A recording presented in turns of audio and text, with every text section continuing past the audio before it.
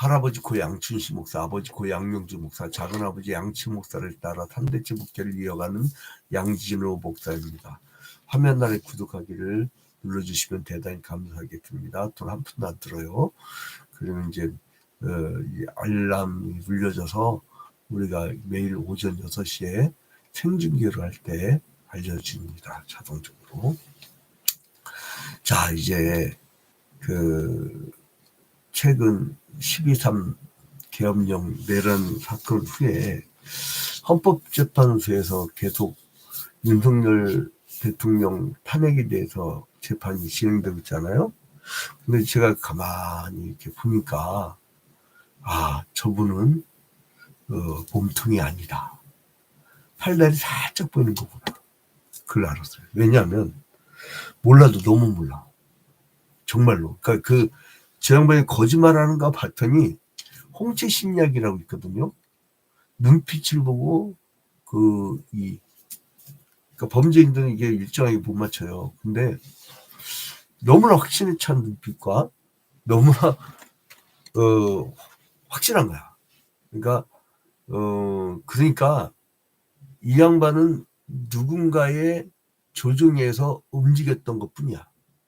그러니까 이것은 구약 시대 때는 선지자들, 신약 시대 때는 성령의 사람들만 느낄 수 있는 것인데, 여러분 영적 느낌이란 게 있잖아요. 그거는 뭐 어떤 주관적인 것이 아니에요. 성경에 객관적 복음이 나와 있다고. 객관적 복음이 뭐가 나와 있어요? 하나님의 나라 성령의 역사의 특징이 나온단 말이에요. 나라의 분위기가 사랑과 희락과 화평과 온유와 절제와 자비와 양성과 충성, 오래 참 이런 것이 쫙 깔려 있으면 그 성령의 역사예요. 그런데 지금 나라 상태가 어떠냐? 가정 상태가 어떠냐? 교회 상태가 어떠냐? 내 사업체의 상태가 어떠냐? 갈라디아서 5장에 보면 분명하게 그 육체 일은 현저하다고 했잖아요. 뭐라고 했어요? 당짓는 것과 분쟁과 분냉과 시기와 질투와 막 이게 서로 미워하고 막 그런단 말이에요. 그러면 윤석열 대통령 한 분 헌법재판소에서 처리한다고 해서 면직 파면시킨다고 해서 문제 해결됩니까? 지금 눈에 보이지 않는 영적 전쟁이 벌어지고 있는데, 그건 뭐냐면 이 에스겔 시대 때 하나님이 멸망시키기로 작정했던 바로 그 우상숭배, 그리고 또 주술사들, 점치는 자들, 그들의 그룹이 있단 말이에요. 실제 작전에 동원됐던 그 계엄사, 그 사령관부터 해서 이분들 배후에 그 롯데리아가 안 나왔으면 몰랐을 거야. 무당이 배후에 있었잖아. 무당이. 예? 그런 살짝 팔 하나 살짝 본 거야. 몸통은 뭐냐? 분명히 밀교 집단이나 무당의 그룹들이 아예 세력이 생겨가지고 누군가 있어. 그게 여자든 아니면 대통령실 안에 있는 밀정이든 누군가 있는데 그 배후에 있어. 그러니까 일사불란하게 지금 대처하고 있잖아요. 실세됐다니까. 윤석열 대통령은 아니야. 그러면 그분은 나는 어떻게 보면 불쌍해. 왜요? 마귀가 에덴 동산에서 뱀이 마귀가 아니야, 여러분. 뱀을 이용한 거지. 애굽 땅에서 바로를 이용한 거지. 가나안 땅에서 바알과 아세라 상을 이용한 거예요. 여러분, 그러니까 우리가 성경 읽고 딱 말면 왜 우리가 현실에서 이게 적용도 안 되고 막 붕 떠가냐면, 제가 성경 해석학을 오랫동안 연구하고 가르치는 결과 뭐냐면, 이게 샤머니즘, 토테미즘 영향을 받은 기독교가 있어요. 그런 기독교의 흐름일 때는 마치 남유다가 멸망당하기 직전처럼 성경을 곡해, 하나님 말씀을 곡해. 아주 이상하게 만들어놔. 예수는 역사 속에 들으신 예수예요. 근데 하나님이요, 어디서 떠나냐? 역사 현장에 떠나버려. 자, 여러분 봐봐요. 우리가 에스겔서 지금 43장은 떠난 하나님이 다시 돌아오는 거거든요. 아주 간단하죠. 지금 제목은 참 잘 달아요. 특이하게. 에스겔 43장 뭐냐면 떠난 하나님이 다시 임하는 거. 아주 간단하죠. 그는 하나님이 언제 떠났냐? 아주 명쾌하게 얘기했어요. 명쾌하게. 에스겔서 10장 18절부터 보면요. 우리가 이제 까먹었을 때 다시 쓸게요. 에스겔서 10장 18절부터 19절을 보면 하나님의 영광이 성전에서 떠나잖아요. 예? 성전에서 떠나잖아요. 이게 바로 이 에스겔 10장에 나오잖아요. 뭐로 나왔어요? 여호와의 영광이 성전 문지방을 떠나서 여호와의 영광이 성전을 떠나버렸어요. 왜 그러냐? 요것들이 성전 지어놓고 거기다가 우상의 제물 갖다 놓고 그리고 우상 숭배하고 주술사들의 영향을 받았고 이 거짓 선지자와 어용 제사장들은 그 멸망할 왕을 찬양하거든. 그러니까 이게 그러니까 역사의식도 없고 분별력도 없는 거예요. 그리고 뭐랍니까? 에스겔서 10장 18절부터 여호와의 영광이 성전 문지방을 떠나서 그룹 위에 머무르니 그룹들이 날개를 두고 내 눈앞에 땅에서 올라가는데 막 올라가버려. 성전에서 올라가 버려. 그리고 그들이 나갈 때 바퀴도 그 곁에서 함께 하더라. 그들이 여호와의 전으로 들어가는 동문에 머물고. 여러분 동문이 어디예요? 그게 성전의 정문이에요. 나가버리시는 거야. 응? 자, 그 다음에 에스겔서 11장 22절부터 23절을 또 나와요. 에스겔서 11장 22절부터 23절. 그러니까 하나님의 영광이 성전에서 떠나는 장면이 또 나오는데 에스겔서 11장에 보면은 22절부터 그때의 그룹들이 날개를 드는데 바퀴도 그 곁에 있고 이스라엘 하나님의 영광도 그 위에 덮었더니 여호와의 영광이 성읍 가운데에서부터 올라가 성읍 동쪽 산에 머무르고. 이게 동쪽이 어디라고요? 성전의 정문이야. 성전의 정문. 왜 동쪽일까? 뭐 이걸 알레고리적 해석으로 막 좀 이렇게 확대 해석하는 것도 있는데 그 은혜는 되더라고. 왜냐하면 에덴의 동쪽으로 우리가 쫓겨났잖아요. 에덴의 동쪽으로. 그리고 쫓겨나고 범죄한 다음에 쫓겨나고 그 다음에 하나님께서 늘 동쪽을 향해서 우리 나간 자식 언제 돌아오나 언제 돌아오나. 그래서 출애굽 당시에 성막을 만들 때 정문을 동쪽에 만들으라고 했어요. 동쪽에. 그리고 성전 솔로몬의 성전도 동쪽에. 지금 이번에도 동쪽이에요. 다시 돌아오실 때도 동쪽이야. 여러분 에스겔서 43장 봐봐요. 에스겔 43장. 그 후에 그가 나를 데리고 문에 이르니 곧 동쪽을 향한 문이라. 지금 이 장면은 어떤 장면이라고 했죠? 이 장면은 멀리 여기 이제 지중해고 그리고 여기 이제 이 갈릴리 바다하고 여매고 그리고 홍해가 있고 여기 멀리 바벨론의 포로로 끌려간 이후에 에스겔이 그발 강가에서 하나님의 인재를 보잖아요. 그 다음에 하나님께서 이제 너희들 멸망시킨 이유에 대해서 얘기를 하는 거예요. 우상숭배 주술사. 아니 요거는요 이 망고 불변의 진리예요. 반드시 우상숭배하는 문명 망합니다. 하지 마세요. 그리고 그거를 아예 캠페인을 시켜야 돼요. 지금 제가 새해를 기업하고 있는데 교회를 초월해서 교파를 초월해서 우상숭배 척결 운동본부를 지금 결성해서 아예 정리를 했거든요. 이제 이 무서운 세력이 있어요. 아무리 헌법재판소에서 윤석열 대통령 얘기하는 거 아무리 들어봐도 저 양반이 하는 것은 아니야. 저 사람 수준과 저 사람 머리 갖고 그렇게 할 사람이 아니야. 너무 몰라. 그 배후에 가까이 사는 누가 있든지 아니면 누군가 강하게 적용된다. 안 바뀌어. 자, 그런데 이 예루살렘 성전에서 이제 동쪽으로 이제 하나님께서 임하시는 거예요. 동쪽을 향하면. 그래서 이제 어떻게 돼요? 2절에 이스라엘 하나님의 영광이, 그러니까 지금 환상 중에 바벨론에서 여기로 무려 1200km 정도 떨어진 예루살렘 성전으로 데려다 놓은 거예요. 거기 이렇게 보는데 2절에 이스라엘 하나님의 영광이 동쪽에서부터 오는데 하나님 음성이 많은 물소리 같고 땅은 그 영광으로 말미암아 빛나니. 자, 이제 하나님이 떠났다가 다시 돌아오셔요.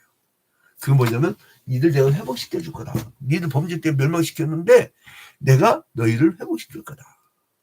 야, 얼마나 신납니까? 그래서 이제 돌아오시는 하나님의 영광의 모습을 그리고 있는 거예요. 그리고 나서 뭐를 하냐면 제단을 청량해. 여기다가 제단을 청량해. 그러니까 이제 성전, 새로운 지을 성전 있으면 동쪽문이 정문이라고 했어요. 근데 여기서 제단이 정방향으로 딱 네모 반듯한 제단을 만드는 거예요. 그런 장면들이에요. 이렇게 입체적으로 보면 됩니다. 그런데 우리가 이제 에스겔에서 40장부터 41장, 42장에서는 뭘 봤어요? 외적인 양식들을 쫙 갖췄죠. 그죠? 그리고 그 청량할 때 원칙이 나와요. 오늘 에스겔에서 43장 13절에 보니까 13절 봐봐요. 제단의 크기는 이러하니라 한 자는 여기 몇 자 나오잖아요. 한 자는 팔꿈치에서부터 손가락에 이르고 손바닥 넓이가 더한 것이에요. 한 50cm 정도는. 그걸 이제 딱 지어놓은 거예요. 그걸 이제 한 척이라고도 했고 한 규빗이라고도 했고, 그죠? 자, 근데 성전이란 곳이 왜 가치가 있죠? 하나님이 임재해야 진정한 가치가 있는 거예요. 여러분, 그러면 이 사람들이 실컷 나라가 망하기 전까지 하나님 성전을 지어놓고 하나님이 없었던 거야. 성전 떠나버리셨던 거야. 그럼 그게 거의 뭐한 짓이래? 그러면 신약의 얘기대로 하면 신약으로 바뀌면 영적으로 바뀌잖아요. 예수 그리스도 이후에는. 그러면 그 성전은 우리 몸이에요. 우리 몸이라고. 근데 그 성전에 여호와의 임재가 없어. 그게 무슨 놈의 사람이야. 그래서 바울 사도가 살았다 하지만 죽은 자로다. 성령이 없으면 그게 악령이 역사하는 거지.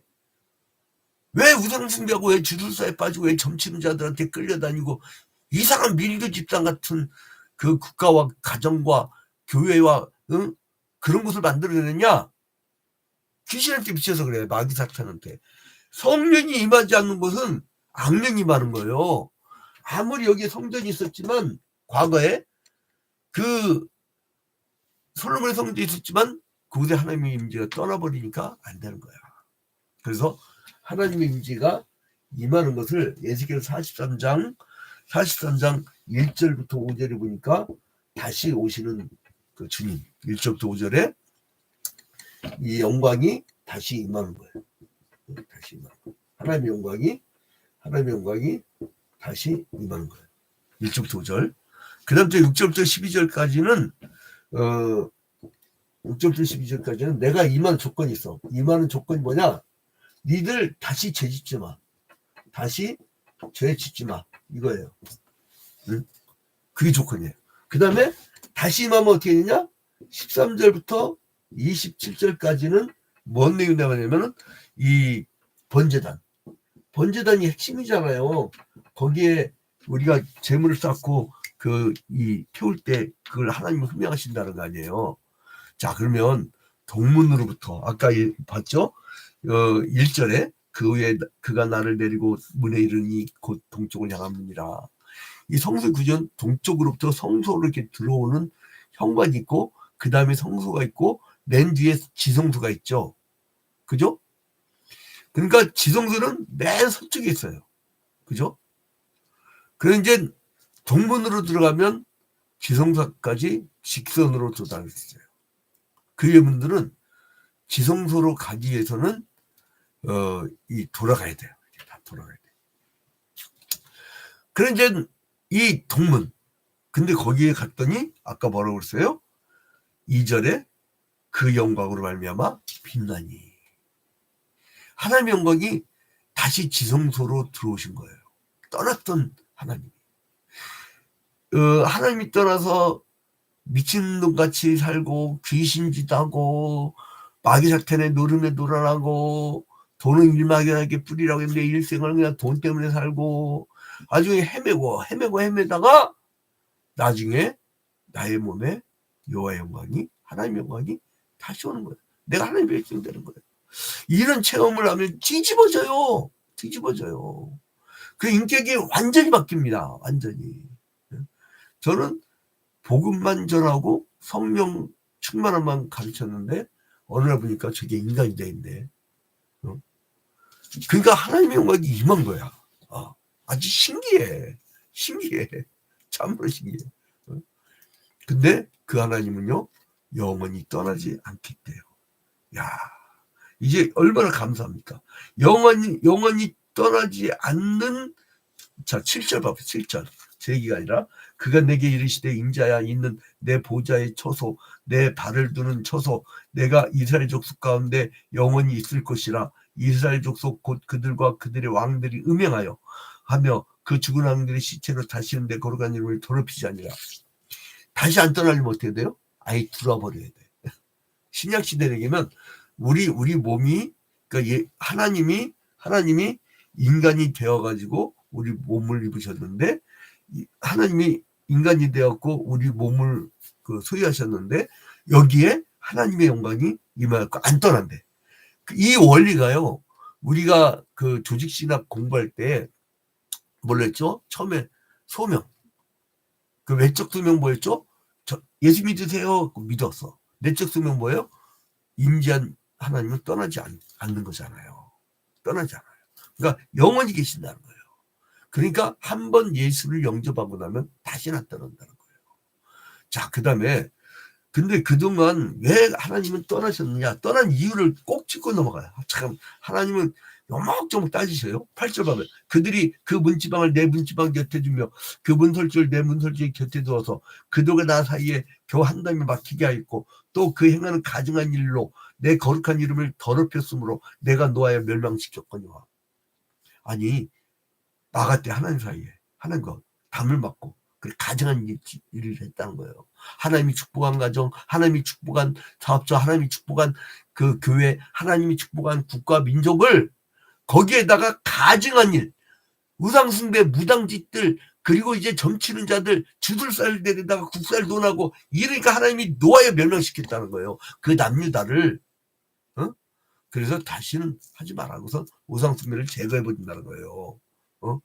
그래서 이제는 그 하나님의 은혜를 받은 사람들은요, 이제 다시는 그 귀신이 들어오지 못하게 자기가 받게 돼요.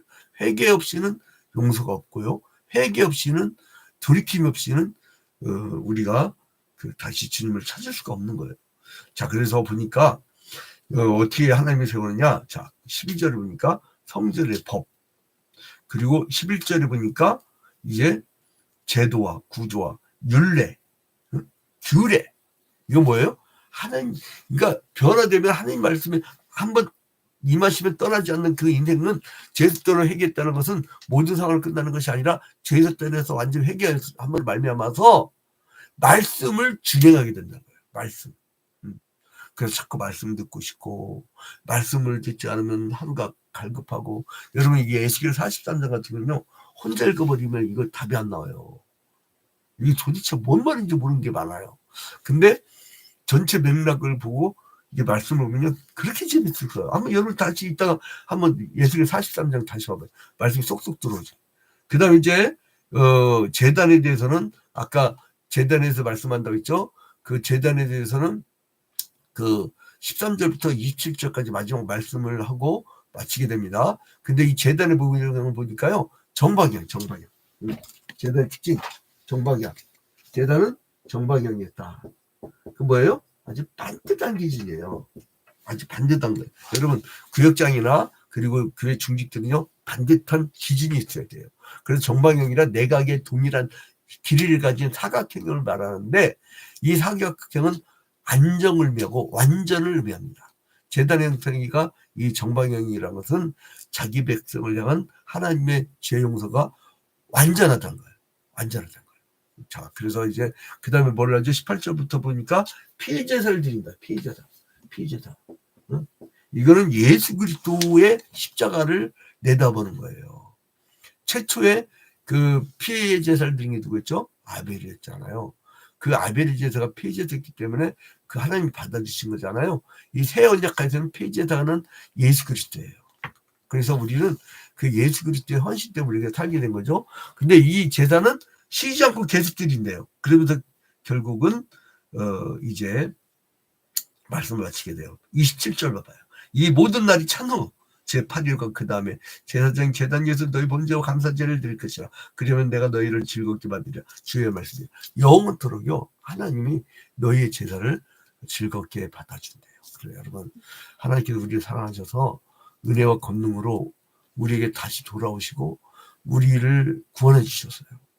그러니까 우리는요 옛사람을 완전히 벗어버리고 죄를 완전히 해결하고 그리고 이제는 우리가 의를 행하며 사는 그런 개인, 가정, 사업처, 교회, 그런 국가민족이 되기를 주님의 이름으로 축원드립니다. 이 설명절 폭설이 쏟아지고 있다는데 여러분 이제 설명절 조심하시고 그리고 항상 하나님의 은혜가 임하는 그러한 설명절이 되기를